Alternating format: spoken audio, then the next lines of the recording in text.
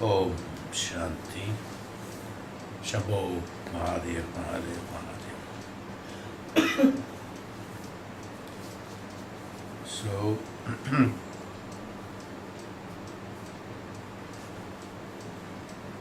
the Vasus, Ashtavasus have enjoyed the first nectar, first Amrita. Rudras have enjoyed the second nectar. The Adityas enjoyed the third nectar. So the one who does the yajna, who realizes the sacrifice, who does it dharmically and in the right manner, upanishadically, vedically, and transforms themselves into that, becomes the Adityas, Rudras and the Vasus, Rudras and the Adityas. So the man who attains that knowledge, attains the rulership and sovereignty, is what we discussed. In the 9th section, 3, 9, 1, 2, 3, 4.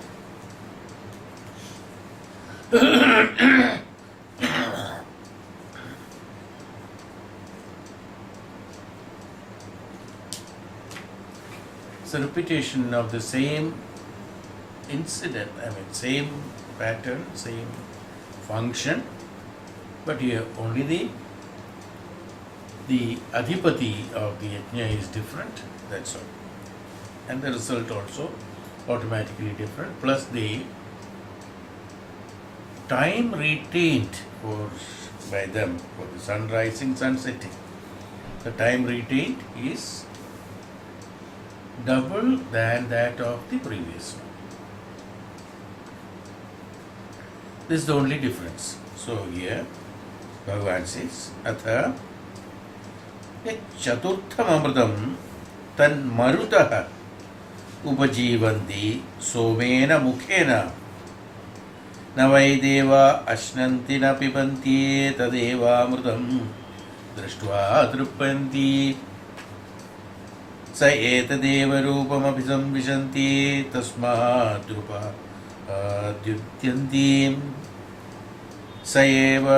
Saya etadevam amridam veda marudamevaigo bhutva somenaiva mukhena eva amridam drishtva tripyanti sa etadeva rupam abhisamvishanti tasmat drupadrudedi sayavadadityah pasyadudedi purastadastadmeya Dustavattuttaram udetam dakshinato astamevam marudameva tavadadhipatyam surajyam paryetam.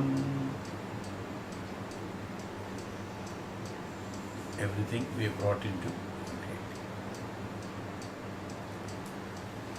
chaturtham amrutam tan marutaha upajivanti. Marutas, that the fourth nectar, chaturtham amritam, the fourth nectar that is enjoyed by the Maruts. Marutas. With upajivanti, somena mukhena navaidevaha. With Soma as the chief. So in the four dishas, four of them. Yes. Who are they? They are the Indra, Yama, south on the south is Yama, then Varuna, then the Soma on the west.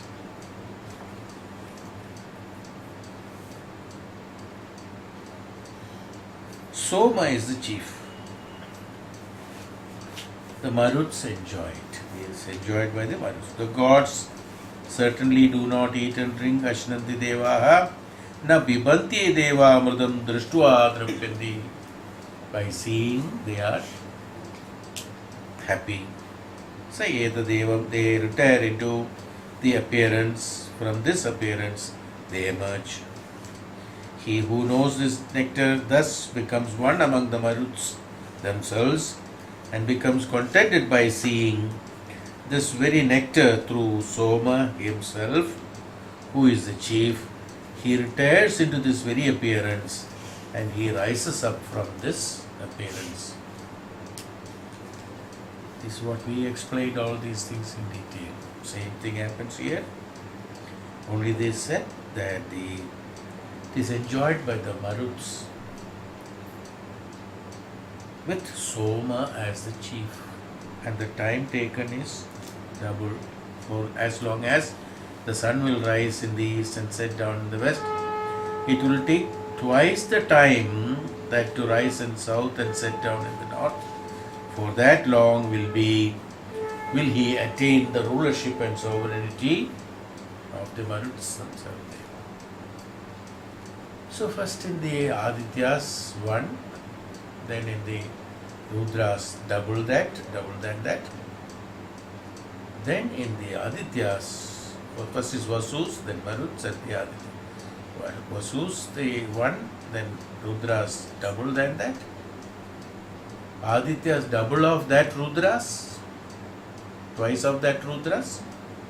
In here, in the Chaturtha Vedam, in the Soma, twice of that Adityas. That is the time retained by the rulership and sovereignty is retained by the Maruts or the enjoyed by them. So 1, 2, 4, 8, 16 is the time. This is how it is. Is enjoyed by the Maruts here. Marut means what? What you should understand is Chaturtham Amrutam than Maruta.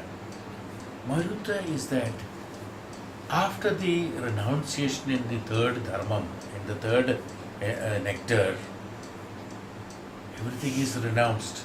Now, the Maruts is that Meru is Parvata. What is that? The height of our ambitions. After renunciation of everything, what happens? His only ambition is to attain normally in Vedanta and Veda, when the materials and the characteristics and the Janma is renounced in the Yajna Kunda, that is up to the Aditya's decadence. Then comes the Soma. That means we said about this in some other Upanishad about traveling through the path of the sun and traveling through the path of the moon. The right side is the sun, the left side is the moon normally. Even in pranayama, when you do this is sun, this is moon. So this path of the sun is taken. Who can take the path of sun? Who has risen above the normal level. Who has risen above the normal level. In the gunas, in Satoguni, the one who practices Satoguna or totally, the height of Satoguna, he is eligible for attainment of the knowledge, we said. Remember? The one who is a Satoguni, he is only eligible for attainment of the knowledge, or he only can attain the knowledge. Others cannot attain the knowledge. One has to have the Satoguna in him. Knowledge in the sense, the Jnanam, Parijnanam of the Parabrahma Jnanam, Parabrahma Tattvam, Vedam. The Jnanam, why the Jnanam is different from the knowledge or from the intelligence that is here? Because the Jnanam is that which contains the absolute knowledge, the absolute Jnanam, where everything can be understood. What is the truth can be understood. It is not working through the Indriyas or the Mana. It is working beyond the limitations. That is why that Jnanam is absolute Jnanam. So only a Satoguni in the normal life, only the one who has got three gunas are required, even though it is required. The one who is practicing Satoguna, the one who is in the status of Satoguna, he only will attain the knowledge. That is why you will find, even though many people will attend satsangs, many people will attend spiritual discourses, spiritual classes, you will find thousands of them doing it. hundreds of them doing it, but all of them, they do not get it. Who gets the jnanam in that? The one who is who is in the status of satoguna. In satoguna, the jnanam. In the rajoguna, he attains the ahankara, in the sense, not the pride in the sense.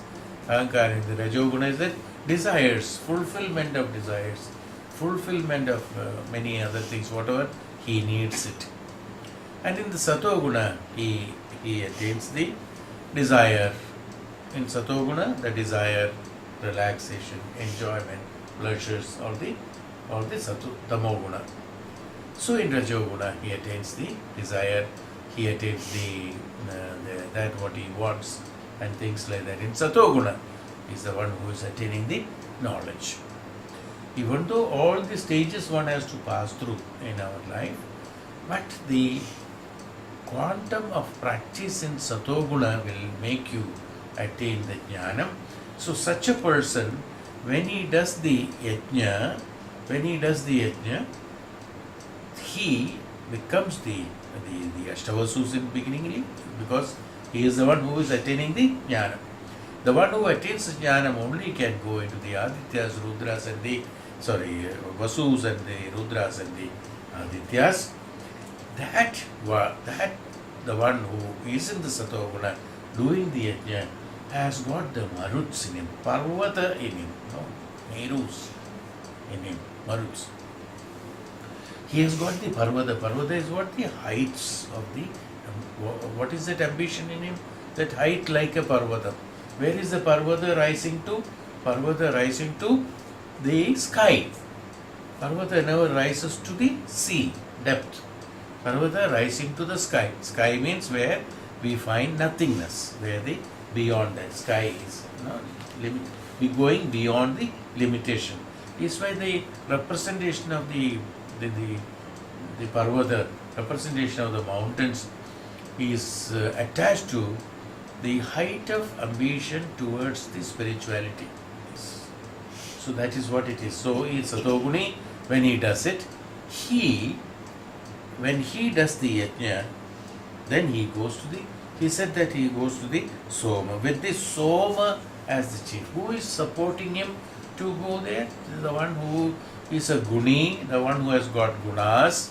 He will only attain the Swarga. He will only attain the path of the moon, path of the Soma. No? Then he has to come back again to execute his work. So he goes through the Ida. So his prana, when he is losing, when the last stage is when one is dying, when the prana is losing through the Ida, then he goes to the Soma. If it is losing through the Pingala, it goes to the sun, path of the sun. If it is going through the Sushumna, that is, attains the Brahman. That's the right way of doing it. That which will be in the light, which one can see it, one can experience it. So is why the one who is functioning as Soma, as the chief, that means the Adhipati of the Yajnam, that means the Yajamana of the Yajna will be, the Adhipati will be Soma.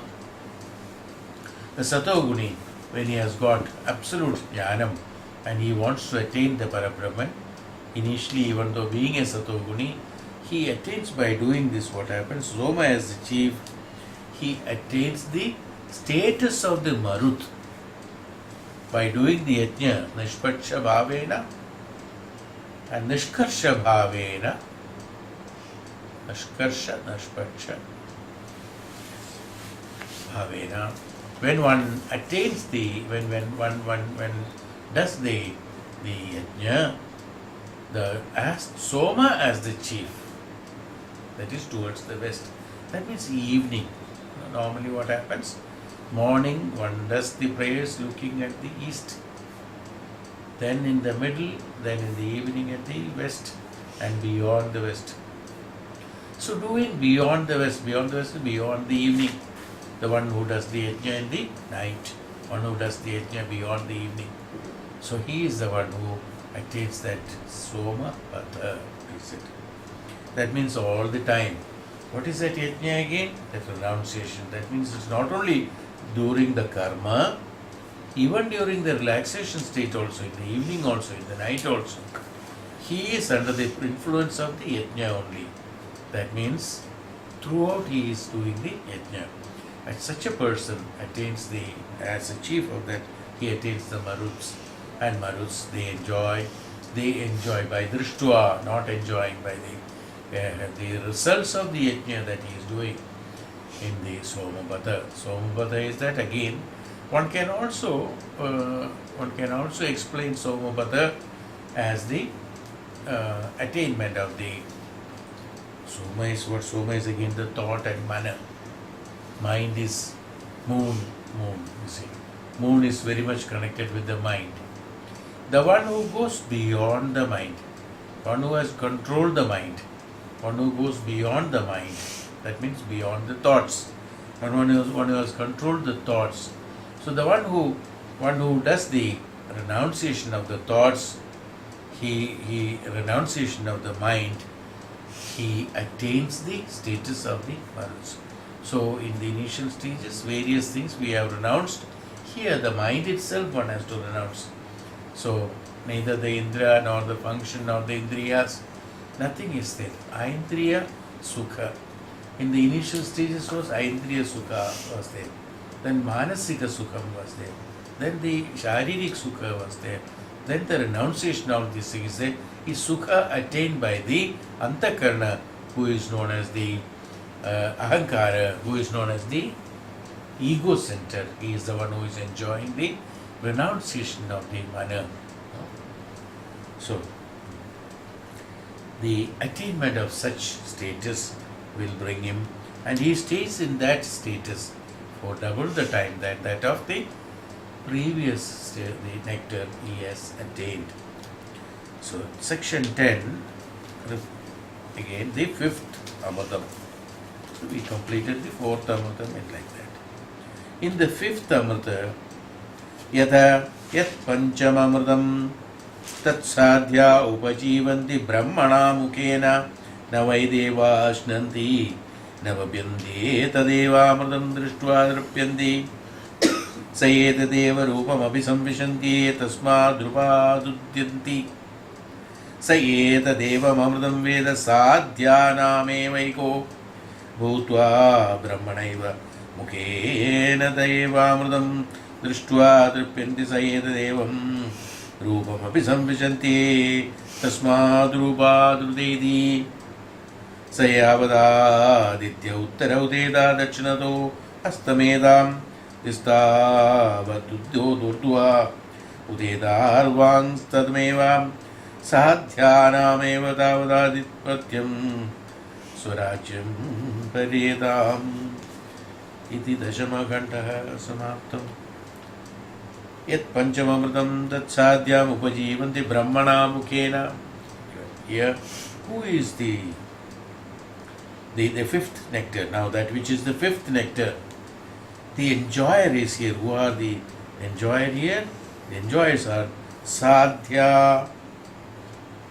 Siddhas only can do this. No normal person cannot enjoy the fifth Amritam. This is exactly what I have explained probably in our meditation and another Upanishad also in our life, that first level of after the death, first level, the second level, reaching on the second level, then the third level where the Pitras are there, then the fourth level where the self is attaining the spiritual experiences, and the fifth layer where the attainment of the Parabrahma Jnana and Parabrahma Tattva is the fifth layer. So who are reaching the fifth? This is the fifth layer. Panchamamritam. You can correlate this. This we have explained in a different way. Same thing. That you travel by renouncing certain things, you travel to first level. Then you come back, then you again gain the experience, go to the second level, then come back, again experience and renounce. Then becomes the Adityas, that means the third level, where the Adityas are the Pitras, where you can be with the Pitras and can see that And the fourth level is that the spirituality, attainment of the practices of spirituality. Fourth layer you go. Then you go to the Panchamamritam. Panchamamritam is that Panchamamritam Amadatvam. That means the no death in the fifth layer. In the fifth layer is again, this fifth layer is absolutely a sannyasi. That this fifth layer can be attained by the siddhas. That is what sadha, sadhya, tat sadhya, upajivanti. Sadhya, siddhas are there. Siddhi, you have to attain. Siddhi is that. Siddhi is not attainment of the Shakti powers. Not to do some destruction or construction, whatever it is. Siddhi is the attainment of the result of the tapo bhala, which he uses only for the purpose of the upliftment of the self. Is called the Siddhi, Siddha. Even though other things are also called as Siddhis, anything that is received is Siddhi, it's a literal meaning of it. But here when I would like to explain is the Siddhas, the class of celestial beings. See, the Siddhas are class of celestial beings. These celestial beings are the class of the celestial beings, can only function only for the celestial attainment. See, nothing other than that.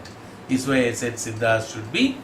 Here the meaning in the Upanishad, Siddhas is not the one who just receives any Shakti, any powers to do anything.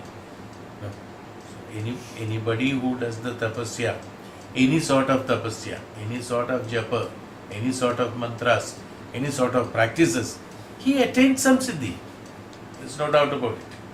So every siddhi cannot be connected to this. Here what Upanishad says, here is the sadhyas are those who have the celestial beings, celestial beings are those who are trying to attain the Parabrahma Sakshatkaram, Parabrahma Jnanam, Parabrahma Tattva. Those siddhas, siddhi, his siddhi is what? His siddhi is the result of the jnanam that he is receiving. He, through the tapasya, how does he do the tapasya? He does the tapasya based on the jnanam, based on the Brahma Jnanam. Brahma tapaha, he does the Brahma tapasya, he does the Brahma Jnanam, he does it for the Brahma Jnanam, not for attainment of any Shakti, not for attainment of anything else. Many people are doing tapasya for Shakti. So he will do only that utility of the Shakti, that will be the end of it. Because Shakti comes in the Prakriti. He still remains in the Prakriti. Whereas Siddhas are concerned, he celestial beings, means what? He goes beyond the Prakriti, that is towards the Purusha. They are the ones, Siddhas we call it. So those Siddhas are those who attains the Parabrahma Jnanam. That Parabrahma Jnanam can come only with two things. One, I have explained this earlier also. One is through studies of the Upanishadic and Vedic science through the Guru. Second is the blessings of the Guru. This is what Bhagavatam, this is called the Vedantam, Bhagavatam and other scriptures have even in the Chandogya Upanishad itself has specifically told these are the two ways how to attain the. So in the initial stages of the studies of the scriptures, Upanishad and Vedas and through the Guru also comes in the process of the Upasana and the Nidhyasana. Because without renunciation, Jnanam cannot be attained. Siddhi can be attained. That means Jnanam here. As far as the celestial beings are concerned, Sannyasa, Satyam in you can be attained only when you renounce the other things which are not necessary. That means the Samarpana Bhava, that Samarpana is absolutely necessary, and the Upasana and the Nidhyasana has to be there. Then only, when practiced, then only you attain the Jnanam.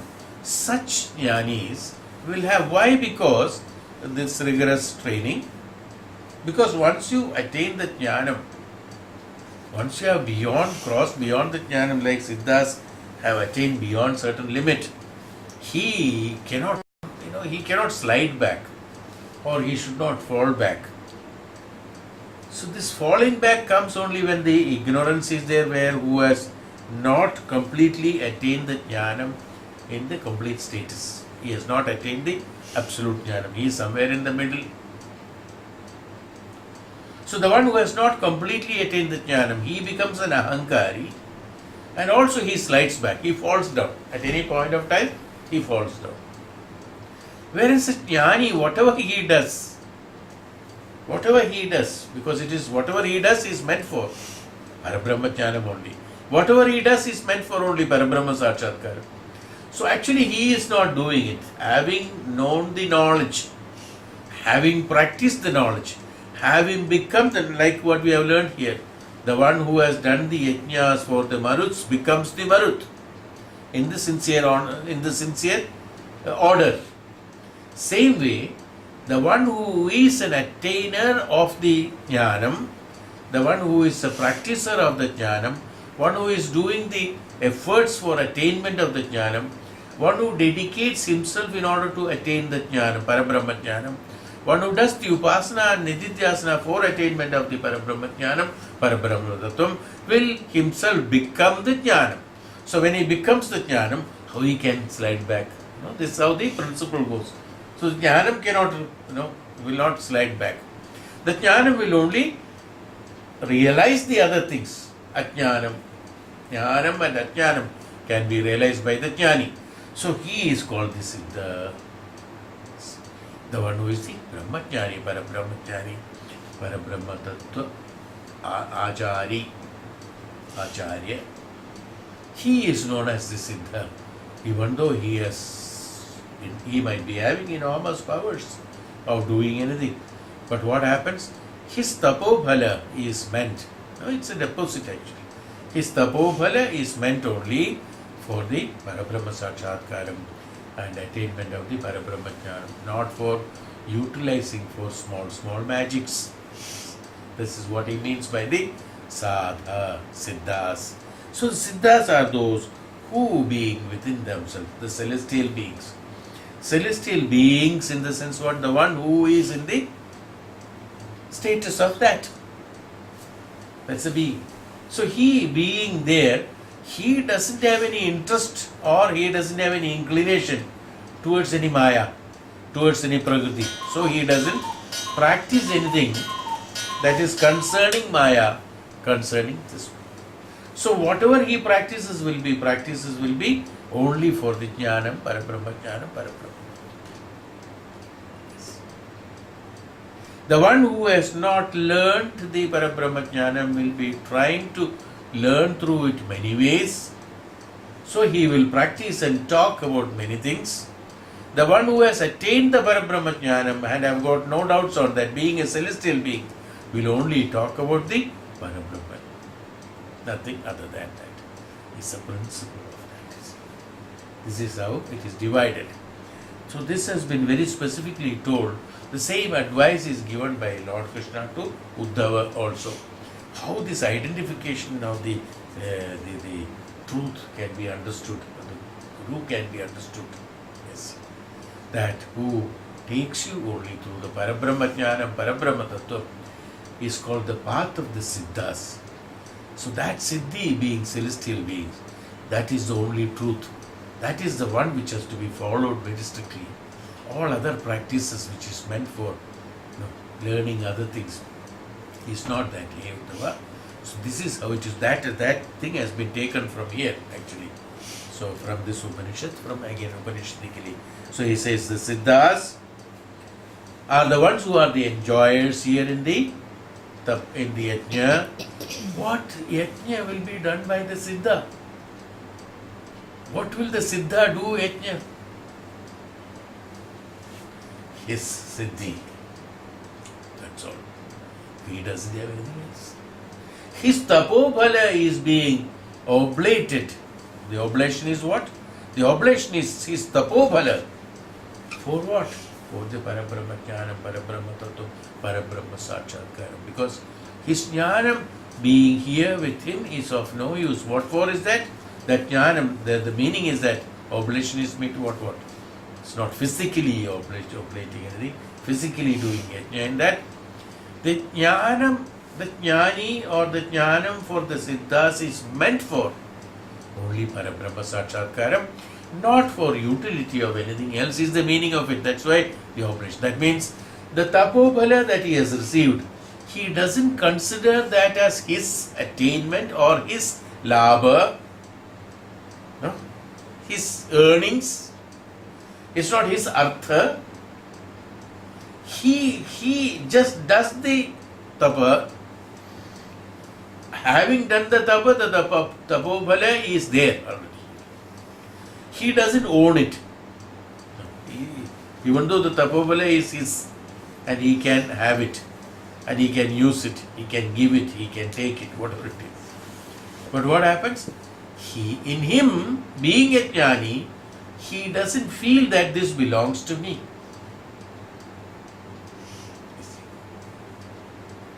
Like a true Raja,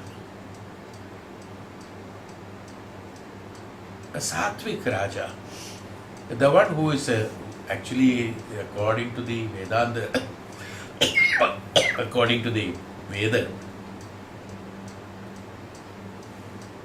the true saint only can become a Raja.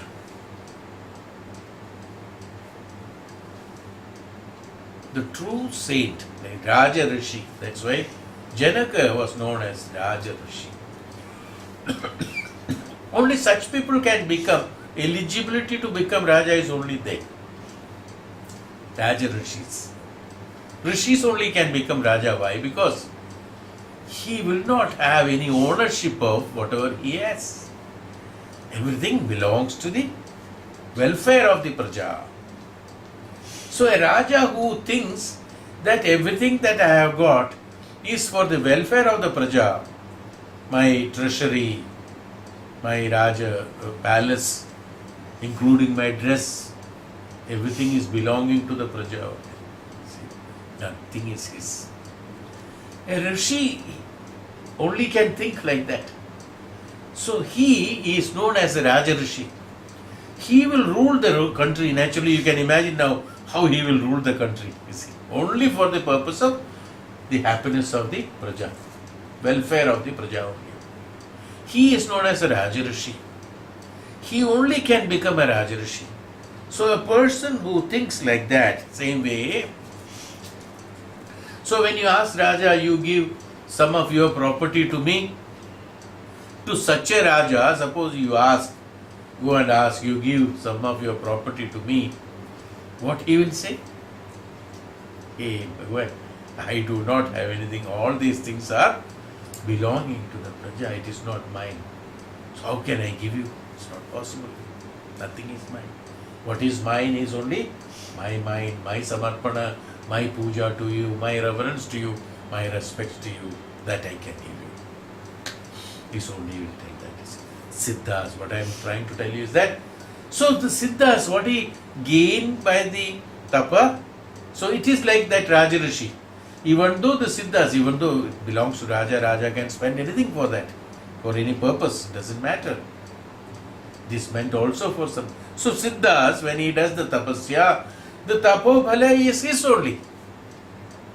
Like a Raja Rishi, recognizing the wealth that he has got is not his and it is Praja's, the tapasvi, the Siddha, who attained the tapobhala, says that this tapobhala is not mine. Not mine. Why? Why? Because the me, the I in me is none other than the Parabrahman. So the tapobhala is not mine, it is the Parabrahman's. That's all. Is how he considers. So when he considers that, the oblation is complete. This is called the oblation by the Siddhas will attain him the fifth Amritam. Then what? Then there is no Murtatva. Then absolute Amrita only. Then only Amritatva is there. So that fifth Amrita is attained by him. So a person who understood that and then executing this oblation like that, he himself becomes the Siddha, Sadhas. So that is why that's Sadhya. So Sadhyas, they become the Sadhya, the one who does the karma, the one who lives like that, he becomes the Sadhya. That's why we call them Siddhas, we call them Sadhyas. Sadhya is one of the words, how it is used. Sadhyas, the celestial beings, they become that. One has to become that, one has to reach there. So only the fifth layer, that means the fifth level. After doing all these 4 oblations, the 4 yajnas, the 5th yajna is that after that he doesn't have to do anything because it's all over. After the 5th is over, then he is at the Parabrahman. After the sadhyas are what? Nothing else is there. Then he attains the Parabrahma Sakshatkaram, Parabrahma Jnanam. They retire into the very appearance. From this appearance, they emerge. So they come from that. So who is the Prajapati here? Who is the Adhipati here? The Yajnadhipati? Yajnadhipati is Brahma himself. Brahma himself is the Yajnadhipati for the sadhyas. Who else can be? Yeah. Nobody else can be. The Brahma. Brahma means what? The Brahma is that the Srishti in you, the Srishti Karta in you. It's a Brahma. Everything is Brahma. The one who does the Srishti is Brahma. Here, the Brahma as the chief, here what he means by that is that for a Siddha, for a Sadhya, who oblates his Tapobhala in the Yajna-kunda for attainment of the Parabrahma Jnanam, Parabrahma Sakshatkaram, he being the Parabrahma Jnani, the oblation of Tapobhala is not at all a problem for him. So it is done in presence of, or in the Yajamanatva, or in the as a chief of, sitting Adhipati of the Adhipati of the Yajnadhipati.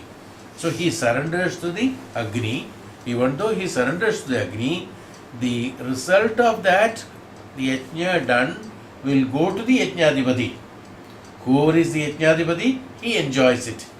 So the Brahma is the one who enjoys it. Brahma in the sense, how a Siddha, suppose one Siddha who is attaining the Parabrahma Jnanam, or who has attained the Parabrahma Jnanam, who has got the Tapobhala, being a Parabrahma Jnani, he, when he oblating the Tapobhala in the Yagagni, this is attained. Yagagni is what again? The Yagagni is that the Vaishwanaram in you, the Jnanam in you.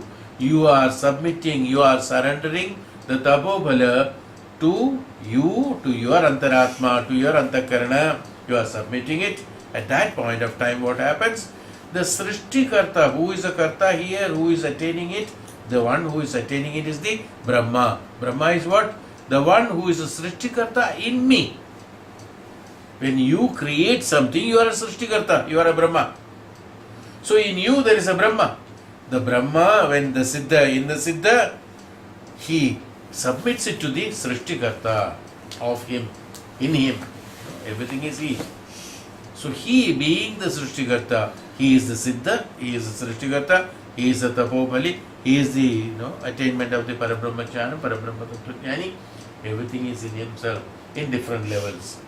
So from his one level, he does the oblation, and his level of the Srishti Kartutvam in him, he enjoys it, is the another meaning of it. So everything is attained in one only. So that Brahmatvam in you, the Brahmatvam in you enjoys the Tapobhala, the surrender of the Tapobhala. That means your ego center is no more enjoying it. Your mana is not enjoying it. He has surrendered it to the Brahma. The Srishti Karta in you, in the Brahma in you, is the one who is enjoying it. When the Brahma in you is the one who is enjoying it, he does the Srishti for the benefit of the universe.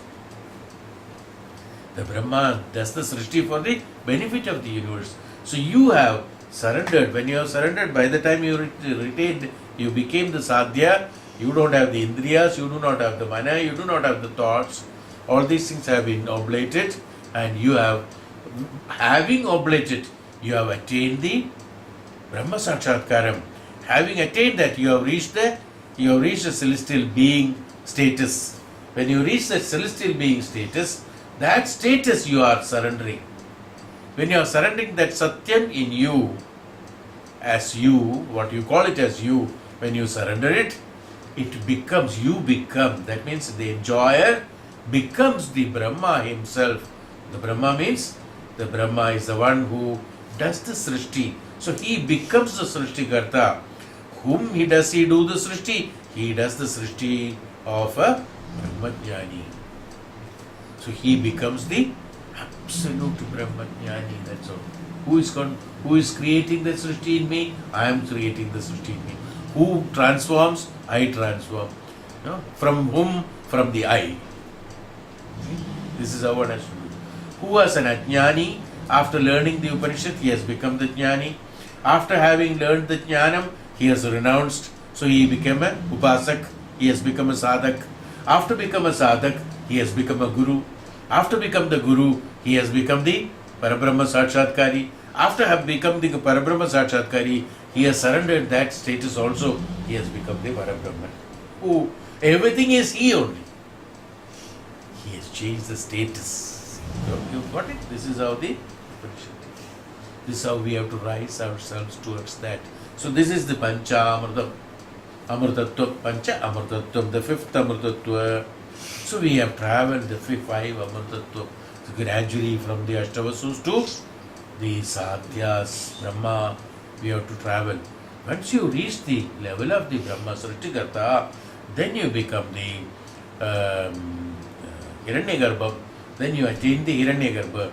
In the Hiranyagarbha, then you go to the sixth layer where you attain the only, you live in the Parabrahma Chaitanya, Parabrahma Sakshatkara, where absolute tapasya takes place. Then that is the Sannyasa Yoga. That we will go into the Sannyasa Upanishad, that explains about it. So he who knows the nectar thus becomes one among the sadhyas themselves and becomes contented by seeing this very nectar through Brahma himself, who is the chief. He retires into the very appearance, he rises up from this appearance. For as long as the sun takes the rise in the south, set in the north, it will take twice the time to rise on high and set down below. For that long, he, the man of knowledge, attained rulership and sovereignty of the sadhyas themselves here, up and down, east to west, south to north, and then up and down. So, all the dishas, that number of times they take. Similarly, the sun will be rise in the westward, northward, and upward, and set down in the opposite directions, taking twice the time of the successive moves at that it took in the earlier ones. Simply, what we should understand is that each and every time you do the renunciation, each and every time you oblate, each and every time you surrender those alas to the Yajna Kunda, the retainership of the sovereignty and the rulership of you becomes twice than that of the before. This is how one should understand. So gradually one becomes twice. At one point of time, you become stable and nothing more. No more twice. It cannot be multiplied. At one point of time, it cannot be multiplied. It becomes a stable thing. That's what we are coming to. So the view does not accord to the Pauranic view, because the followers of the Purana says there is equality of the periods of rising and setting of the sun in 4 regions, in 4 sides presided over Indra, Yama, Varuna and Soma. For the time taken to orbit round the top of the Meru mountain, that's what we Meru mountain, which lies in the north of the Mansa lake, in the same in 4 regions. So rising of the sun means it's coming within the range of vision of the dwellers of the region concerned. Setting down means the termination of such vision. In reality, there is no such rising up and setting down takes place. This we have explained. In reality, no such rising. They are all time calculation. Setting down takes place since in the absence of the dwellers of that region, the sun will not be perceived as either rising or setting down with regard to them. North Pole, one has got 6 months night and 6 months day. Sun doesn't rise, sun rises only once in 6 months. For him, the retainership of the period is 6 months. Period of retainership and sovereignty is 6 months. That's how there, because he gets only one sunrise and one sunset, or two sunrises, so two sunsets. That's all in a year. So it is like that. So the person, but who are here in the different places, he gets more.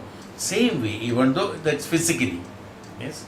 The same way, it depending upon the location wherever you are, whether you are in the status of Indra, Yama, Varuna and Soma, your status will be different, is what he is telling. So in status of, so he said, when you are in the east, when you are in the south, when you are in the north and when you are in the west, the status is different. Means what? The invisible. That's so the sun rising and setting, this we have explained. Sun rising and setting is not the actual this one. So with regard to them, although the sun be moving along the very same path, because there is absence of either coming within or going out of sight, thus the region of Yama exists for a time twice as long as that of the heaven. Therefore, with regard to the people residing in the region of Yama is south. It is said that the sun seems to rise in the south and set down in the north. This also said that the point of the view of our understanding with regard to succeeding regions also, this is to be understood the same way. So it is understood in the different ways. The Meru exists in the northernwards in the relation to all being. When the sun is in its zenith in heaven, then it will be seen as rising up in the region of the death. When it is at the zenith in the death region, it will be seen as rising in the Varuna's region, so also in the next region. So, in whichever status you are, this very clearly says, you stand, if you are in the foothill of Himalayas, and you will find the sun rising much later. If you are in the sea, you will find the sun rising much earlier in the sense. Same way, if you are in a higher realm of the understanding of the knowledge and having become the jnani, the status of your being in the sunrise to sunset or the period in that status, in the rulership and the sovereignty of yours will be depending upon your siddhi that you are attaining. Your jnanam you are attaining. That means in whichever position you are there. At one point of time, when at the topmost point, as I told you earlier also, at a topmost point of status, suppose you are on the topmost point of the earth, yes, for you there is no sunrise, there is no sunset. Is there a sunset, sunrise? Nothing. Both same, look same, that's all. Nothing else. Same. That's what he comes to. So when he comes to that, Atha, in the 11th chapter, so this way it continues. In the 11th chapter, section 11, sorry, not chapter, 3rd chapter, 3:11:1. Atha tata urdhva uditya naivodedam nasti nastametayikala iva madhye sthata padeta shloka. Now what happens? Then after that, having transcended till that time, now we have transcended up to the level of the Brahma, having transcended all these phases, risen verily, he, the sun, will not rise and will not set at one point of time. For him, there is no time, because he is, what do you mean by there is no time? There is no rulership or sovereignty of the particular time, double or triple or 4 times or 10 times. No duration. Why? because he has permanently transformed. The one who is in the process of transforming only, he has got changes of the duration. The one who has already transformed, he doesn't have any change in the duration. He will remain established only in himself alone. With regard to this, here is the verse. That is what he says. Atha tata urdhva udetya naivodeta. Na udetya na astamanam. Deta na astame taigala. Na udetya na astame taigala. Eva madhye sthata. Between that madhye sthata, tadesha shloka. He attains the absolute sovereignty, always at the same. Neither sun rises for him nor sun sets for him, because he is always in the jnanam. The sun rises in the sense, the one who is gaining the knowledge. The sun sets means the one who loses the knowledge or who goes into no knowledge area. Sun rises means he is attaining the knowledge. Sun setting means he is not actually losing, he is going into the area where the knowledge is not there. Is that what he means? That means, depending upon his karma, his retainership of the knowledge, his retainership of the Brahmatvam, his retainership of the Brahmajnanam, Brahmatattvam, or being in the heaven, or being in the moon, being in the sun, being in the Prajapati, being in the Brahma, being in the Hiranyagarbha, things like that will change depending upon your status, is what in short one has to understand. For that all the details, why? Because these details are necessary. One word saying that, depending on status will not be enough. The whole detail has to be understood. Then only you will really understand and will practice that a stage of no sunrise, no sunset. Just imagining will not do. You have to be progressing yourself into that. That's why the oblation, the yajnam, adhipati, and the result, and what should be oblate, everything has been explained in these five amrutattvam. The 5 stages of amrutattvam one has to pass through. Suddenly one cannot reach there. All these 5 stages has to be there. First, morning has to be renounced, afternoon has to be renounced, evening has to be renounced, then the night sadhyas. Whatever you have earned from morning till evening, then he becomes a sadhya. That siddhi has to be renounced. Then he doesn't go into the dark.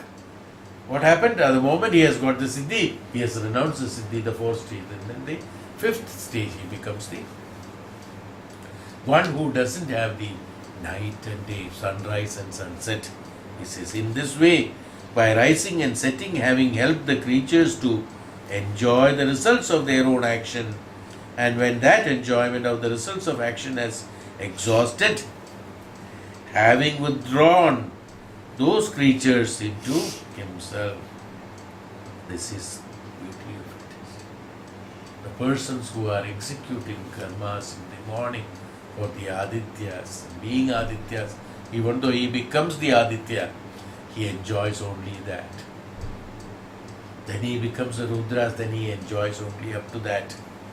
Then he becomes the first is Vasus, Ashtavasus, Rudras, then the Adityas. He becomes only the Adityas, only up to that. Whereas, now these people, what they do, they enjoy the results of their own actions. And when the enjoyment of the results of actions has exhausted, that's called tapopala, is it? That has to be surrendered, having withdrawn these creatures into himself. That means he is allowing it to be in himself. That's all. This is very important. That is why we always see that, you see, the renunciation is necessary. The Kala Samaya, morning, afternoon, evening, here, the Vasus, Rudras, and the Adityas, and the Meru, Maruts, and the Sadhyas. These are the 5 statuses they are given. So we have to travel from first to the Sadhyas, Vasus to the Sadhyas, in the regular manner to reach this attainment of that Brahmajnana, Brahmatattva is what the Chandogya Upanishad advises us. This is how, that is why the Satyanyush, sannyasis, tapasvis, and jnanis have to undergo this through the mental process. It's not necessary that this will physically yajna has to be done, and they don't do it, they sitting. What is the tapasvi doing closing his eyes? We are thinking, no? These stages he is crossing. While closing his eyes and sitting and doing the yajna. Each and every stage of yajna he is renounced. Keep on renouncing. Remember now what I told you, what is meditation? I said in one word, renunciation. What is this? 5 amrtattvas, attainment of 5 amrtattva is by which practice? Yeah. Renunciation, nothing other than that. So, what is siddhi? Renunciation. Renunciation is siddhi. That which you have given away, then only you get the siddhi. Sadhya is there. That renunciation, that is called the upasana and the nidhyasana. And through that upasana and the nidhyasana only we can attain those things. Otherwise, we retain ourselves into the same pocket, that's all. For those people, they will not get it. Even though they learn it, they understand it, they listen to it. No, they won't get it. Why? Karma has to be there. That's what he said. From the morning till evening, or evening after evening, if you go back to the same cycle, go back to the sleep, again there is a morning and evening, again the night, again the morning and evening, is it not? This is what is called the cycle of life and death. For a person who does his karma in the morning, who does his karma in the afternoon, who does his karma in the evening, he goes to sleep in the night. Again he has got a morning and afternoon and evening. And again he has got a night. But for a Siddha, there is no night. And when there is no night, there is no morning. There is no afternoon, there is no evening. You see, this is the principle of it. So, how did he attain that? How did he attain that no day and no night? By renouncing that karmas, what he has to do in the day and night. That's all. He has become separate from the day and night. The renunciation. By the renunciation, what? He has become separate above from the day and night. Day and night is always there. He is also there. He is not in the day and night, that's all. Others are in the day and night. He says, I am above the day and night. What is above the day and night? Where there is no day and there is no night. That's called the Brahma Sakshatkara. So to be there. For what then? How did he attain that? He renounced it. Each and every stage he renounced. How? Through the jnanam. The jnanam is bhakti. The jnanam is shraddha. The jnanam is the truth. Having known the truth, morning is no more morning. It is not necessary. Who made this division for me? Why should I have a morning, afternoon and evening? So initially what happened? There is no morning, there is no afternoon, there is no evening. Day. So initially by renunciation he attained the day. Then by renunciation he attained the night. Then why there is a day and night, he said. So by renunciation he came above the day and night also. See how gradually, just putting in a different way, how he goes beyond that. He's a day and a man who doesn't have any karmas to do in the day, who doesn't have any relaxation to do in the night. Tamo guna is no more there, Rajo guna is not there, Sato guna is not there. For him, why should he have a day and night?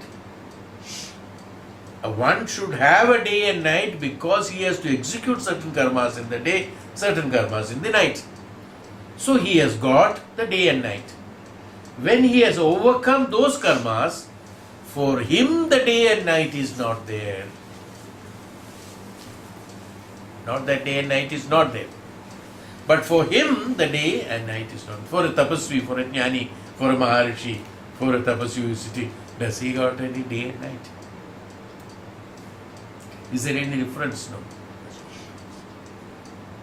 Whether sun rises, no difference. Sun sets, no difference.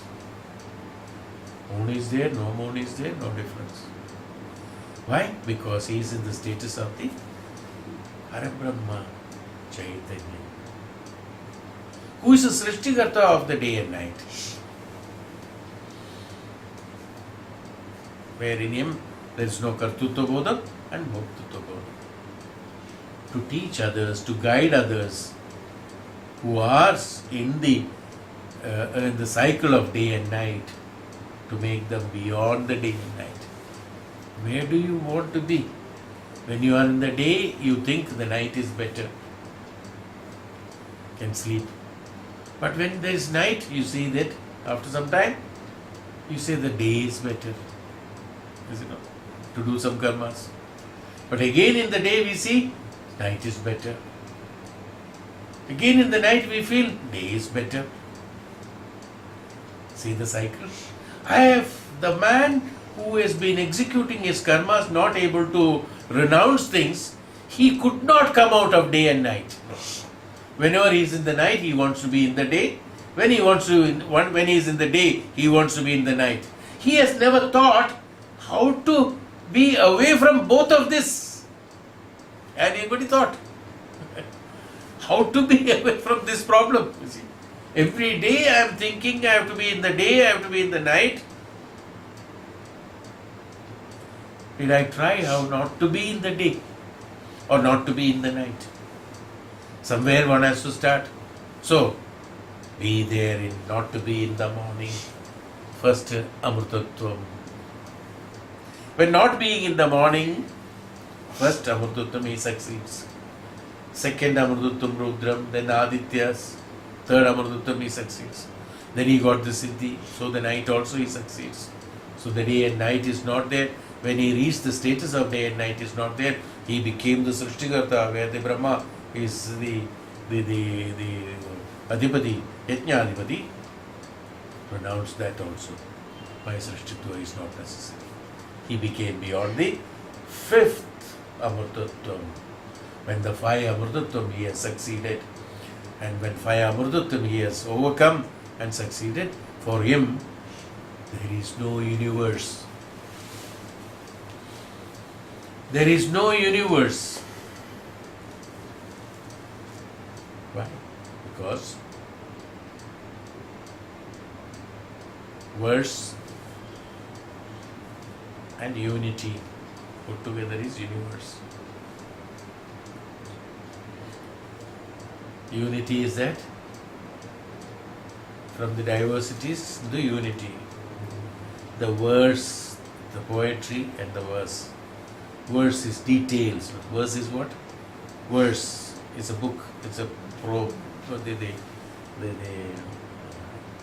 poetry and prose, no? Prose. Prose is verse, you see. The verse is what? Details. The unity of the details is universe. Which are the unities that? Anekam. Yeah, it's exactly like that. The verse is that from the verse, unity from the verse is called universe, one. In one only, Anekam is there. From the Anekam, you become the one universe. But for a sadhak, he has no universe. He is above the universe.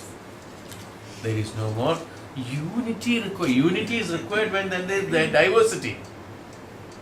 When diversity is required, then only unity is required. Unity is required when diversity is there. I am not in diversity and I am not in unity. With whom? Whom should I be united with? Brahman, Parabrahman. When I have become Parabrahman, who will unite with whom? the I is not there and the Parabrahman is not there, who will unite with whom? So universe is not there, is why I said he has no universe. Is the meaning of it. So you have to reach that status. That is called the Tapophala. From that Tapophala, he eliminates himself. That Aham is not. The Aham has been identified. When he has identified it, he is no more there. So to be above that, then only he becomes a Srishtikarta. He is the one who knows everything, all pervading. That's why we said all pervading. Why all pervading? Because neither he has got unity in diversity, nor in diversity in unity. Neither he is in the universe, nor he has a universe. So naturally what is he? All pervading. Ishvara is all pervading, we said. Because from him only the unity has come, from him only the versity has come. Versity has come.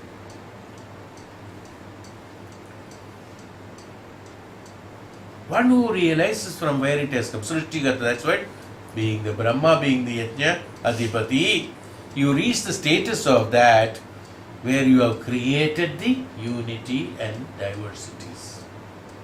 Ekam and Anekam has been created. I am the one and they are Aneka.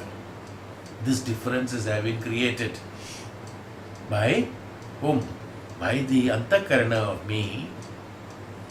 The Antakarana has created the Mana, Indriya, Sharira, emotions, Vichara, Vikara, everything. The diversity. What is the universe? This is the universe. Who is the unity? Atma is the unity.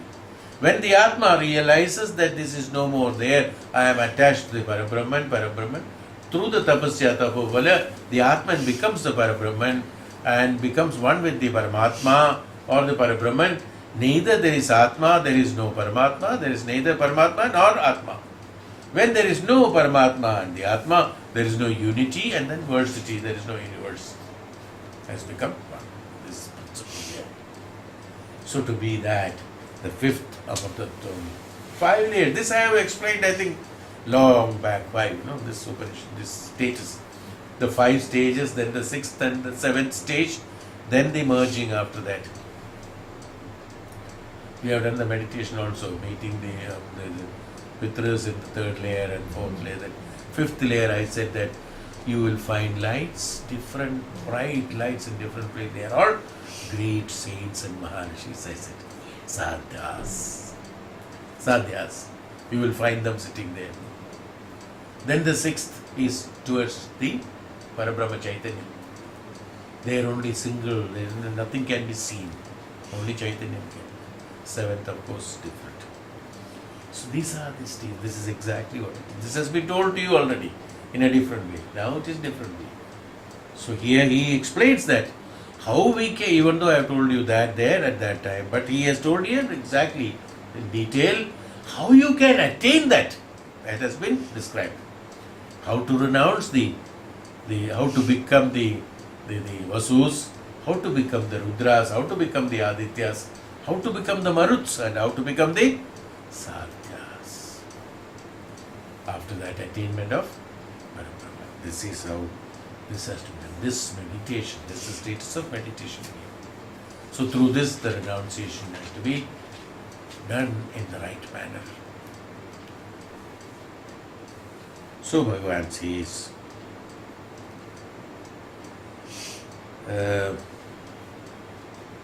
some enlightened person who had behaved like the Vasus and others and had taken part in enjoying the red nectar, etc., then following the process stated above, had realized his identity. Exactly, this is what it is. He has realized his identity with the Son as his own self, became absorbed in the self, and having seen in this mantra, he woke from his absorption, said to someone who had questioned him, even in the world of Brahman from where you have come, does the sun wear out the lives and the creatures by revolving through nights and days, as it does to us in the world? When he was questioned thus, he said, tat. As to that, with regard to the question as it was put and the answer was given, here occurs Esha Shloka, this verse which was uttered by the yogi. This declaration is the Upanishad. This is what which I have explained through that. To locate things from this, it is difficult. That's why I have given you the elaborate explanation of that. Navai tatra nimlocha nodiyaya kadachana devastenaham satyena ma viradishi brahmana iti. Let's see, 11:2. 11:2. 3:11:2.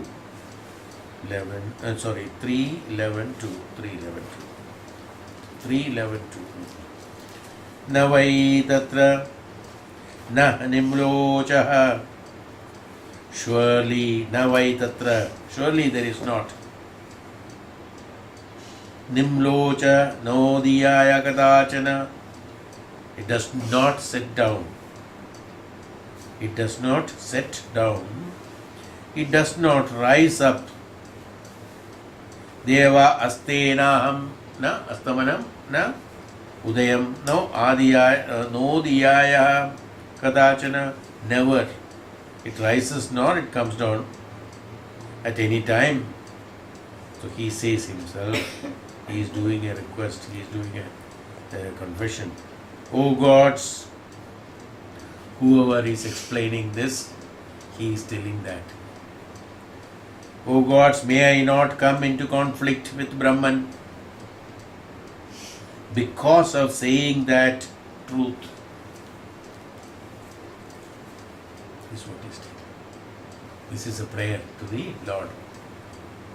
Navai tatra nimlocha nodiyaya kadachana devastenaham satyena ma viradishi brahmana. That Brahma Tattvam, when I have explained this Brahma Tattvam to you, why he is saying that we should do this? I mean, the one who is explaining say that may I not, that satyena na viradhiti brahmana, against the Brahman, or gods, may I not come in conflict with the Brahman because of saying the truth. He specifically says this particular shloka is because the Brahma Tattvam, Brahma Jnanam can be explained only to those people who realizes it, who really practices it, and you should realize it. So he is asking the pardon from the Lord. Brahma means Brahman, to the Brahman, that hey Brahman, hey Bhagavan, may I not come in conflict by that doing it. Did I do anything wrong by doing that?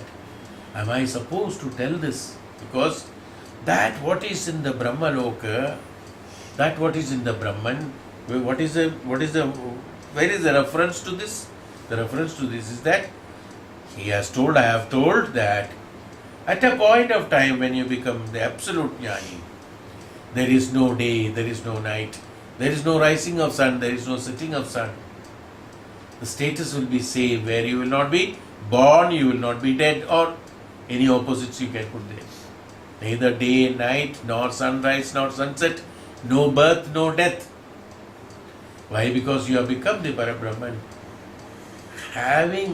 Being the Parabrahman, having the Brahma Sakshatkar, having the Brahma Jnanam and Brahma Tattvam, being one with the Brahman,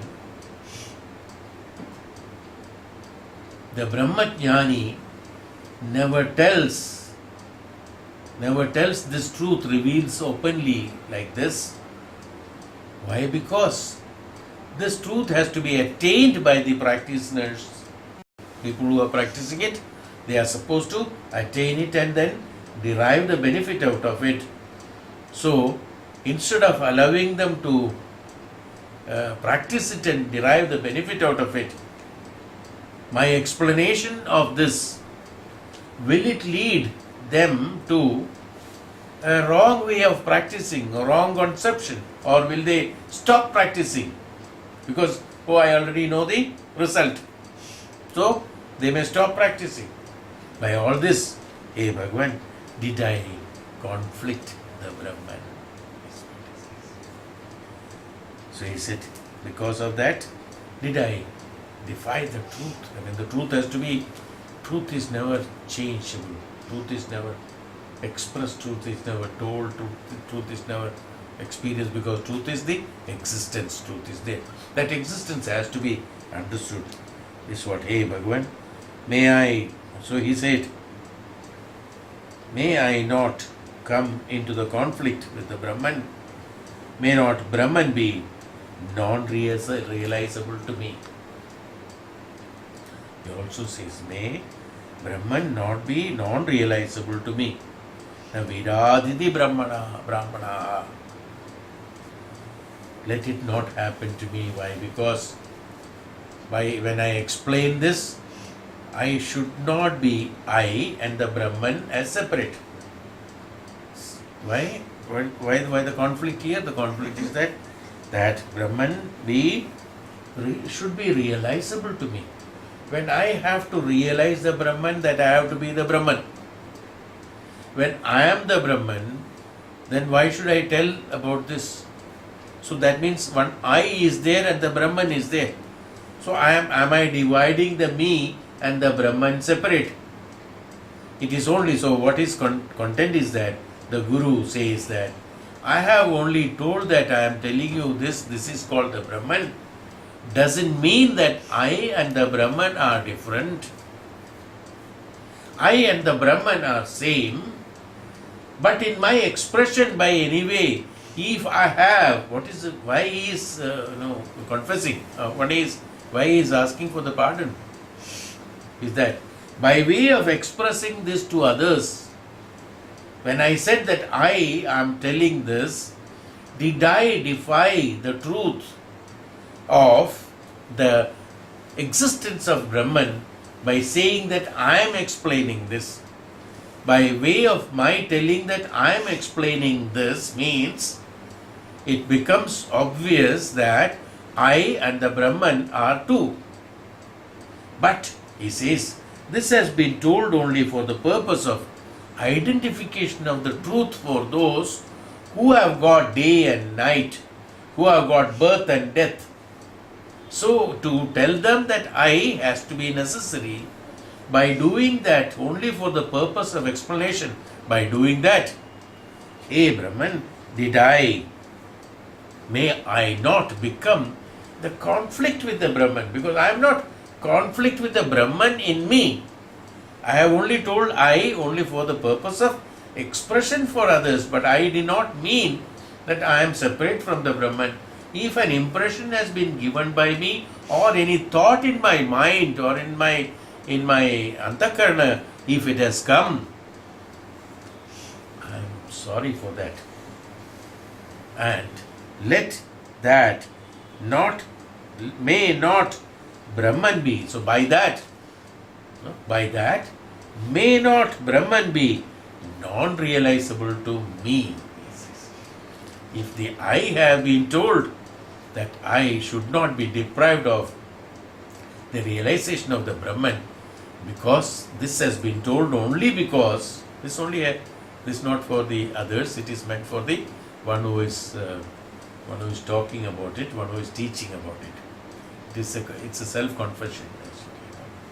So he himself says that I should not be identified as separate from the Brahman. If I have got, even by mistake, if there is somewhere something I have created that I and the Brahman are separate, so I may not come in conflict with the Brahman by saying the truth, and may not Brahman be non-realizable to me because of that. Because I have nothing to take, nothing to give. Why? Because I am a sadhya. I am already a Brahman. I am already Brahma Sakshakari. I am already a Brahmajnani. I am already the Brahman. I have nothing, I and all. Even if I said I, it is only Brahman. So let that not be deprive me of. May not Brahman be not realizable to me. Hey Bhagavan, save that. Is that what he says? Nahava asma udeti nanimlochati sagraddi diva aivasmaihi bhavati edamevam brahmopanishadam veda. Nahava asma udeti. It, the sun, certainly does not rise up, nor does it set down. For him who knows this mystic teaching about the Brahman, that's what exactly it said. For whom this mystic teaching of the Brahman, for him it is surely daylight forever. Nahvasma udeti na nimlochati sagrid diva haivasmai bhavati edam evam brahmopanishadam. Veda, the Shruti, affirms that he has spoken the truth. Who is telling this? Shruti is telling this. Who is I there? Shruti. Who is telling this? That may not Brahman be, may not be realizable? The Guru, who says, is not the I, the Guru as an individual of Sharira and Mana who is speaking. Here he says, who does this? Who is telling this confession? Who is telling this confession? The Shruti is telling. How beautiful. The Shruti saying that. May I not come in conflict with the Brahman. May not Brahman unrealizable to me. Who? The Shruti. That which comes from the Brahman. So who is that Brahman? So who is that Shruti? It is Brahman. Who is the one who is telling the Shruti? It's Brahman. The receiver is, this is Brahman. The one Shruti is Brahman. That is Brahman. But the decency of that, even though it's a revelation. So the revelation comes from the Brahman. So the revelation is telling that I should always be a part of the Brahman only. Let me not be the deprived from the realization of the Brahman, because if Brahman is, if I am not connected with the Brahman, how will I become the Shruti of Brahman? Shruti means what? Shruti is an independent word. No. From where the Shruti has come? From the Brahman. So I have to be the Shruti of the Brahman. I have to be qualified always as Shruti of Brahman. Let me not be deprived of. So when I said this, the sun certainly does not rise up, does not set down.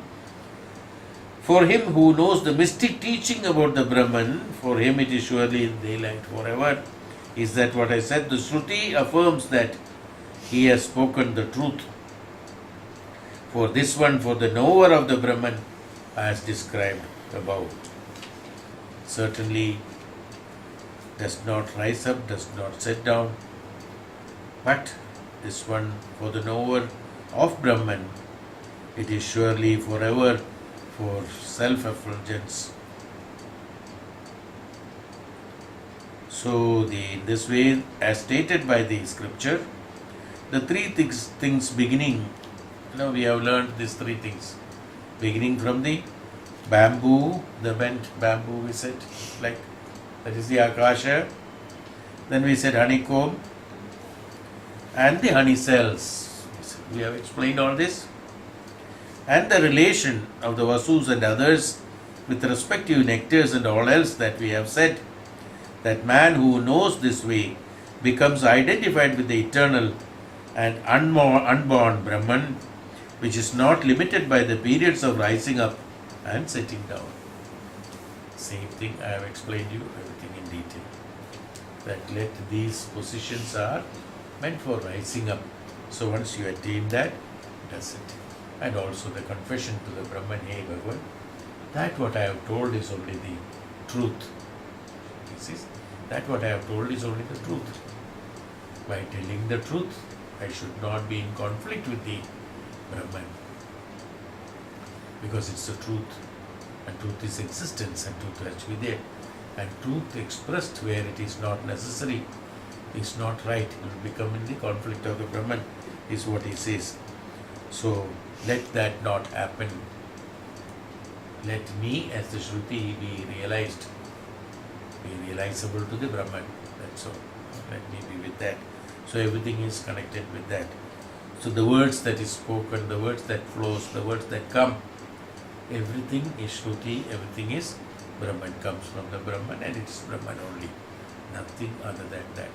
With that value, one has to perceive it. Only a disciple who perceives it, this Brahmavani, in the right sense, in the right manner, he will visualize the Brahman is what it is to.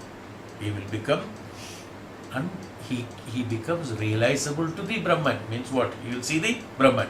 He will become the Brahma Sakshatkari. But for that, this Shastra, this what I have told, has to be listened with reverence to that. It's not coming from Sharira, it is not coming from a Mana. Even it comes from the Shruti, and that Shruti comes from the Brahman only. If a person who perceives it in that manner only can realize Brahman.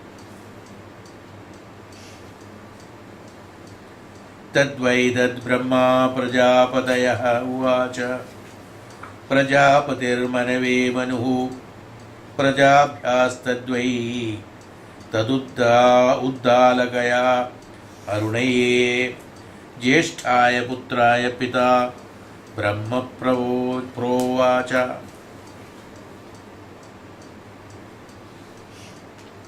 So here very specifically he says Tadvai tad Brahma said Prajapatya uvacha said that this secret was said to Praja, like Bhagavad Gita said. This was said to the Prajapati, Prajapati to Manu, Manu to his progeny. There it was told, it was to the Brahma, then to the Prajapati, then to the Surya, then things in Bhagavad Gita. Manu, and to his progeny. Who is the progeny of the Manu? To the eldest son, who is the Uddalaka Aruni. His father spoke of his Brahman, that was such. So, it has come from descendants like this. Who are the descendants? It's not because of the son, it is not because of somebody. Brahma to Manu, Brahma to Prajapati, Prajapati to Manu, or Brahma to Manu, Manu to then the Uddalaka. The principle being here, he says, that this has been transmitted like this, that to Manu and then Hiranyagarbha, Brahma is the Hiranyagarbha. Hiranyagarbha to Virada, who is also called as Prajapati. So from Brahma to Prajapati, or Brahma is Hiranyagarbha, Hiranyagarbha to Virada, Virada to that such as the knowledge of the honey. He again said to Manu narrated to his progeny Ichchavaku and Surya and others. In this way, the knowledge is praised by saying that it comes down through such a distinct tradition, Brahma onwards. Moreover, Jeshthaya Putraya, should be told this very specifically they are telling. This Upanishad or the secret of the Brahma Tattva, the secret of the Brahma Jnanam should be told like this to the progeny, either to the eldest son, if he is eligible to listen to that. Eldest son in the sense Putraya. Pumtrayati, the Putraha. It's not today's tradition. He is talking about the old tradition, like from the Manu to Ichhavaku, Ichhavaku to Surya, Surya to this. They are the Putras. Because they were as dedicated as the father was. And he was the Punyatma. So he was eligible to receive this Jnanam. That's what Bhagavan Krishna also said. That this I have told to Brahma, Brahma to Manu, Manu to Ichhavaku, Ichhavaku to the Surya, Surya to. I am telling you this. The secrets are told only to. See, now he has selected those people. After the Surya, he is telling to Arjuna only. That means this Brahmajnanam, Brahmatuttam is not just to be told like that. It has to be given to only, it has to be told to only those who are eligible to attain it. The Jyeshtha Putra, here it has been specifically mentioned, Pitaya Brahma Pravovacha. This Jyeshtha Putraya. Why? Because invariably, always from the old tradition, the Jyeshtha Putra is always along with the father who is practicing whatever he does. He becomes eligible to that. Yes. He becomes conscious about it and eligible to that is why the specification of Jyeshtha Putra has come. But it has to be told to Jyeshtha Putra or to a disciple like Jyeshtha Putra.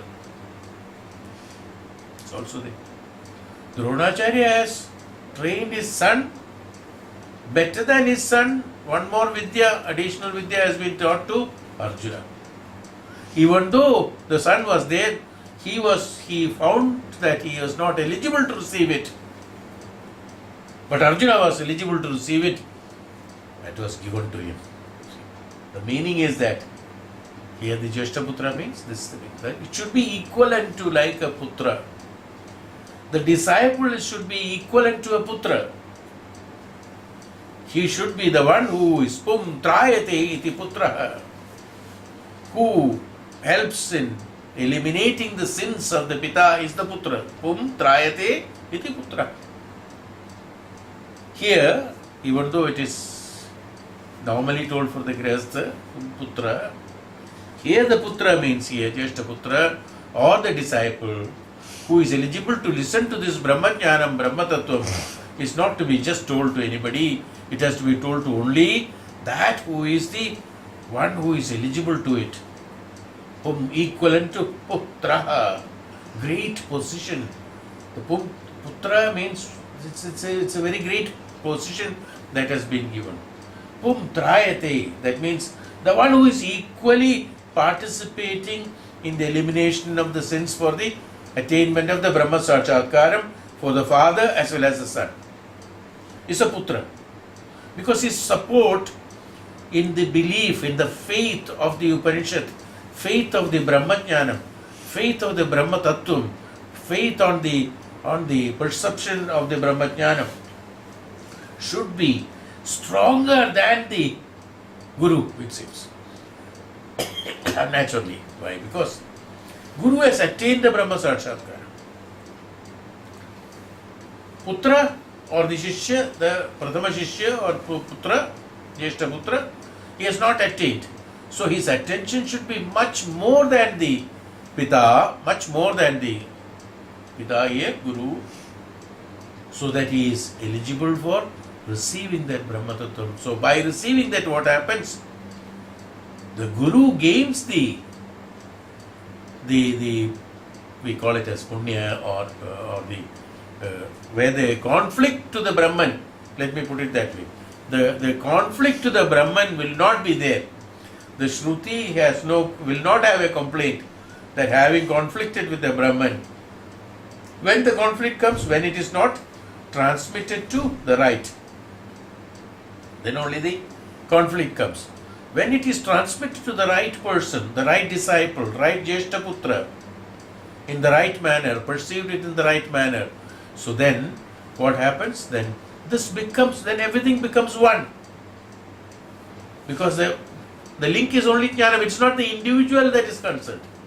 When he explains the Jnanam, I have already told this, when the Guru explains the Jnanam to the Shishya, the Guru is explaining the Jnanam to the Shishya.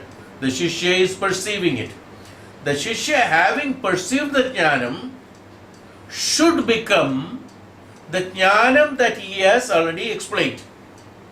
So when the Shishya becomes the Jnanam that Guru has explained, the Guru is already representation of the Jnanam. The Shishya has perceived the same Jnanam, so the Shishya has become the Guru. That means both Guru and Shishya has become the Jnanam. This is the principle. Is the principle here that this has been told to him, told him. It's not physically telling.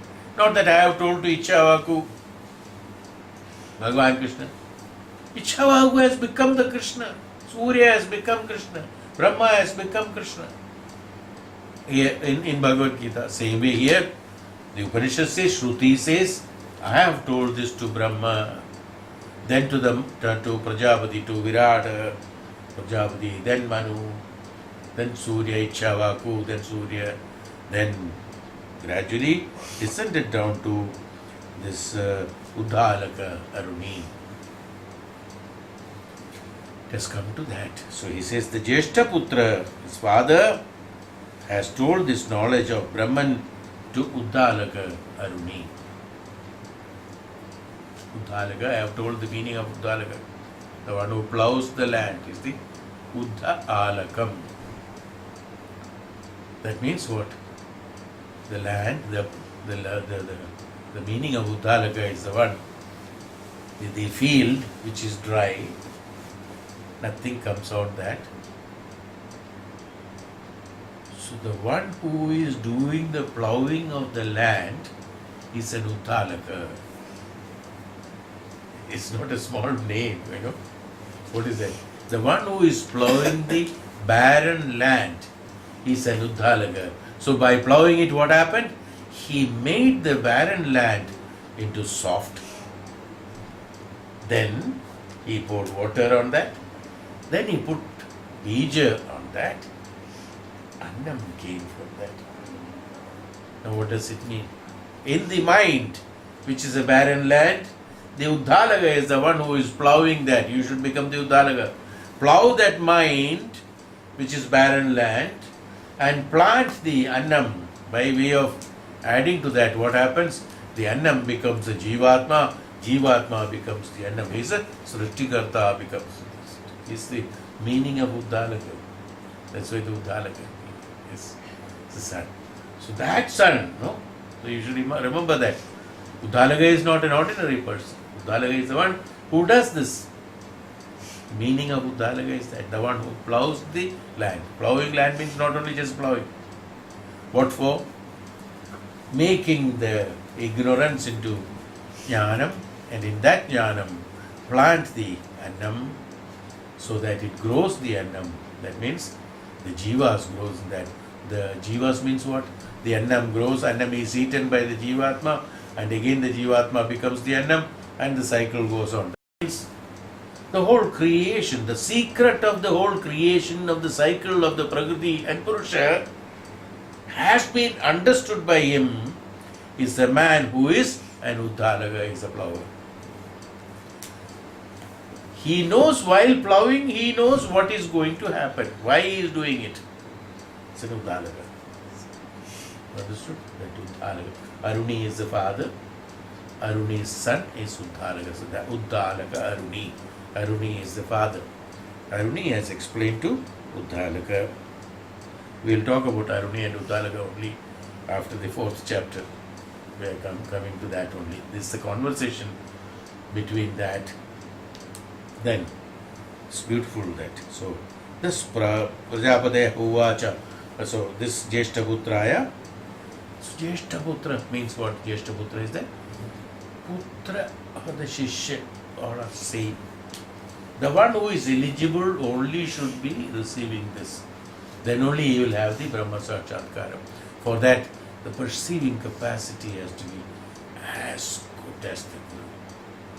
With how sincerity and honesty and intensity and the Devikata, the Devatvam, and the Shubhrata, the purity through how with purity that purity the Guru is explaining, the Shishya should be in a position to perceive it so that he should become that jnana. Then only he can have the Brahma Sakshatkaram. Is why this particular, the hierarchy has been not because that they were somebody. They are eligible to listen to it.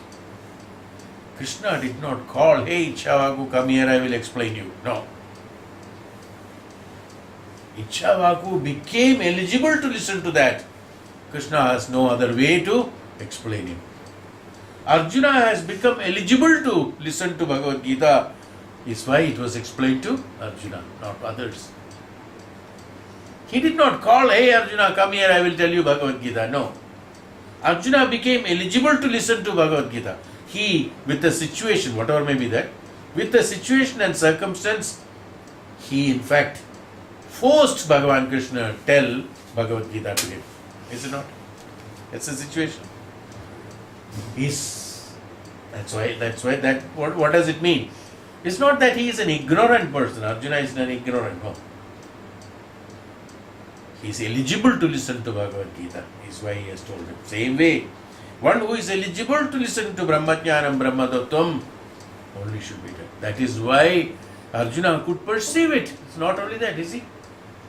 Even though he was in a position of the depression, disappointment, Arjuna could attain the Brahmajnanam when Bhagavan Krishna explained Bhagavad Gita to him. All the yogas, he explained it. And he asked questions and he became knowledgeable. He became jnani, or he perceived it as the jnana. That is how he could see the vision of the Brahma Sakshatkaram there, or the Vishwarupa of the Bhagavan could be seen by him only because he became eligible to do that. So, you understood what I am trying to tell. So the Shishya should become eligible to, then he will automatically see Brahman in him.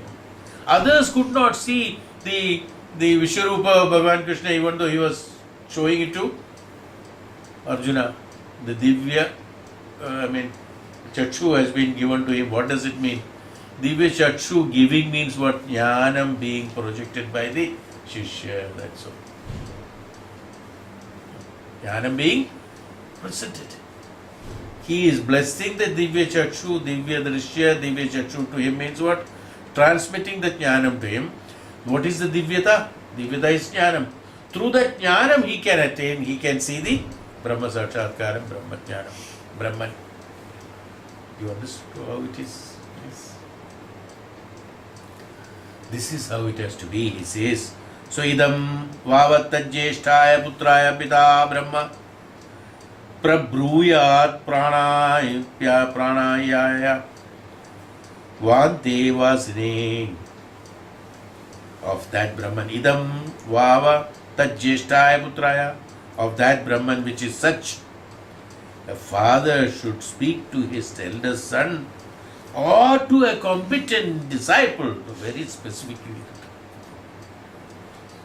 Idam vava tajyeshtaya putraya pita brahma prabhruya pranayaya vante. Pranayaya vante vasine. Ante vasine means Shishya, disciple, the one who is eligible disciple. So it's why Brahman, he says the father should speak to his eldest son, means it is, eldest son means it is understood that he should be like father. That's why it has been told Yeshta Putraya. It's not eldest son just like that. No, in English, eldest son, just a physical son, biological son. No. Jeshta Putraya. Putraya means the Pum Trayate iti Putra, the one who is eligible to have the name of Putra. Can be Putri. Putri has come later. In the gender. Putra means the one who is eligible. Jeshta Putra or Putri. Putra means Pum Trayate iti Putra. Gender is not there. That. The one who is eligible to this, as I have explained earlier also, in one incident I have explained about that. Even though three or the Pautri, Putri, Pautri, The word is there, Pautri is there. Putra, Pautra. It is no gender when it is told in the Upanishad and Veda. Putra means the one who is come, the one whom bum trayati, the one who is the one with the father, the one has the father. Whether it is, there is no woman, man thing. Ishvara means God. There is no gender for that. Brahman, what is the gender? Because na, n is there, is a man.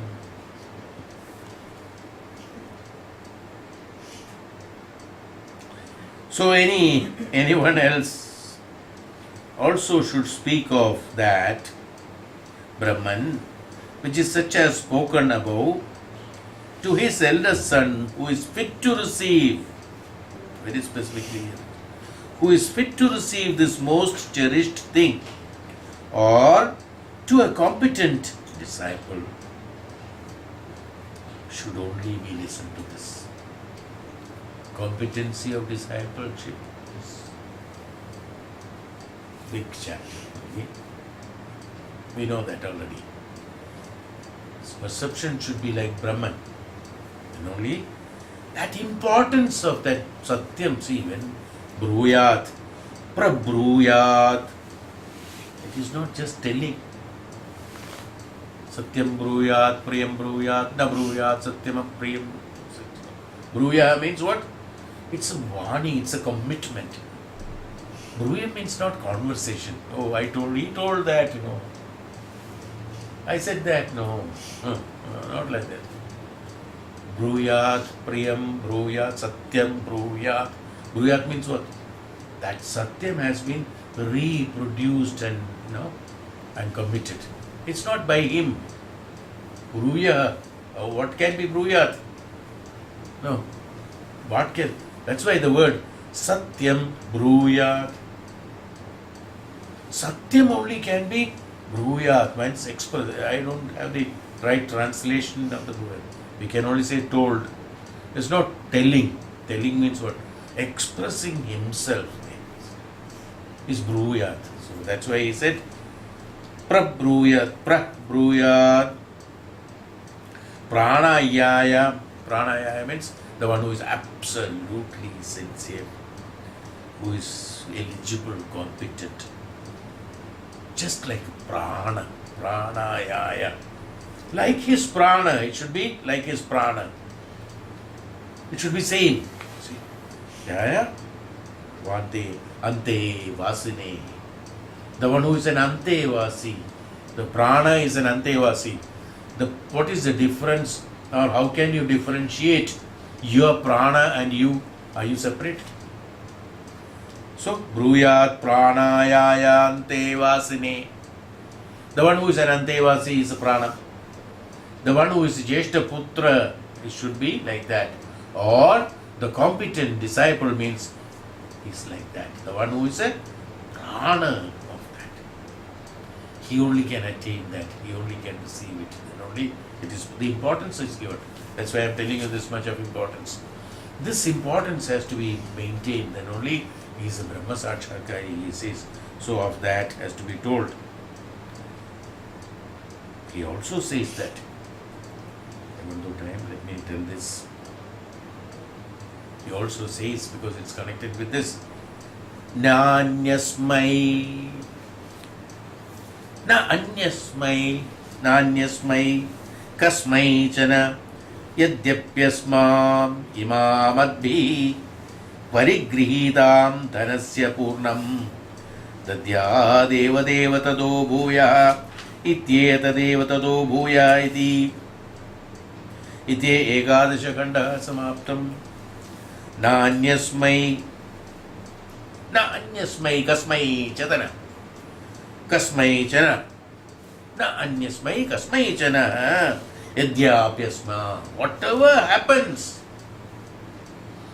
happens, he should not impart this jnanam to anyone else, whoever.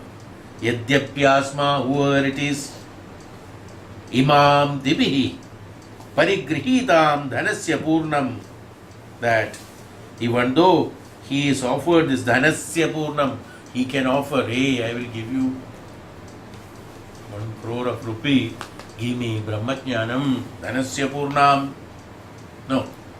So he says here, even if a person, even though he is offered the whole earth, he says, the whole earth is offered to him, surrounded by water, filled with wealth,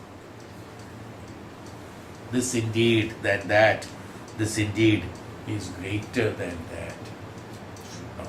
He should not impose. He very specifically, firmly, Upanishad says, Vanyasmai kasmai jana. Very specifically and firmly, no doubt on that. He should not explain it. That's all. End of it. Don't ask questions. That's all. No more. He has no option left for why should I not explain? No. Should not explain to anyone else, whoever it is, even though he is offered everything in the wealth and water and earth complete. Why? Because for the competent teachers to whom many may come for learning, only 2 are enjoined as competent. Why again has a limitation been made about the competency with regard to this knowledge? This being answered, even though anyone should offer to the teacher the whole earth surrounded by water and dhanam, wealth, filled with objects of enjoyment, as a price for this knowledge, even that is not a sufficient price for this, because this indeed, which is the imparting of knowledge of honey, is greater, has a greater results even than that of the gift. The repetition of this indeed is greater than that, is to show its importance and regard. So that's why it is repeated twice. What? Ityedeva padho idi bhunam tato bhuya parigraham, that it is greater, that indeed it is greater. Imam bhudhi parigrihita dhanasya bhunam tadyadeva tato bhuya ityetadeva tato bhuya tato bhuya ityedeva tato bhuya iti tato bhuya, that it is important. Confirming that it should not be imparted. Because why this is such? Because the knowledge is imparted. Knowledge is not told or taught, is the reason why this should not be told. Why? Because the knowledge is imparted. Imparted means there has to be the one who is imparting, the one who is accepting. There has to be 2. Then only it can be imparted. Is it not? Otherwise it's only told, whether one listens or not. So listener and karta, what is that? Shrota, Vakta and Shrota. It becomes Vakta and Shrota. Here it is not Vakta and Shrota. Imparted. The same knowledge is projected. There's no difference. So when that same knowledge is projected, the one who is perceiving it should have the same status to perceive it. That's what he means. So then only he can. That's why he said Jeshtaputra, or the competent disciple. The competency of the disciple is that the capacity to perceive it, the capacity of receiving the Brahmajnana. Then only he can see the Brahman in the Guru. The moment the imparting of the knowledge is completed, he becomes the knowledge. Once he becomes the knowledge, the disciple becomes the knowledge, he can see the Parabrahman in Guru. That is how in the Prashna Upanishad, at the 6th chapter only, they could see the Parampita in the Guru. And who was the Maharishi? Rishi Pipalada. Maharishi Pipalada. Then when the disciples have got, because the disciples are great disciples, Suryaputra and things like that, great. When they have received it, at the 6th question is over, the imparting of knowledge from the Rishi Pipalada happened. They perceived it and they saw in Rishi Pipalada the Parampita. Parampita means the one who is the creator of everything, Parabrahman. is what he is confirming, that no, the person should be such which is imparting of knowledge of the honey. We said about how the honey being imparted, like the bee, without any selfish motive, taking the honey and giving it is called imparting. He doesn't consume it, and it has got no intention. With this we have explained it in detail. Without any intention, without any selfishness, without any purpose of taking it, he has not even tasted the honey. The bee just takes it and gives it. It's called imparting. There's no participation in that. Imparting, there is no participation there. Participation in tasting it, there is no participation. It has been transmitted just like that. So the Guru transmit that. Like the bee taking the honey and depositing it, the Guru transmits the jnanam without any change in that. Absolutely. See, the honey that has been taken by the bee from the flower and the honey deposited in the honeycomb, is there any difference? No changes has been taken place by his taking it.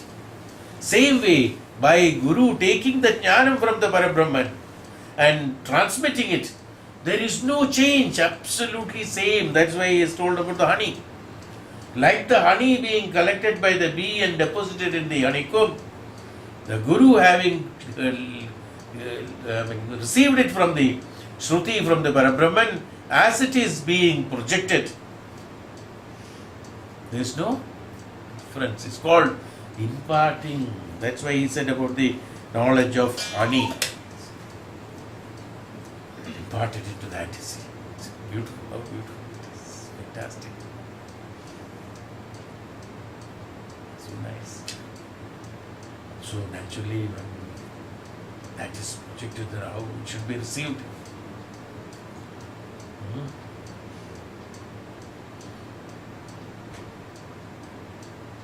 When we do puja, when we offer the puja thali and all, we wash it, clean it nicely, and no speck of dirt should be there.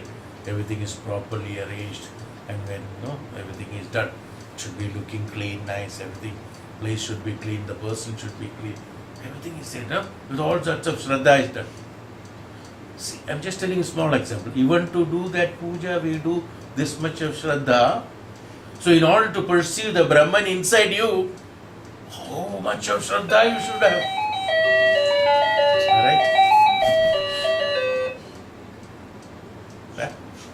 This is how it is done. Oh, Shanti. Next chapter, section 12, we take it.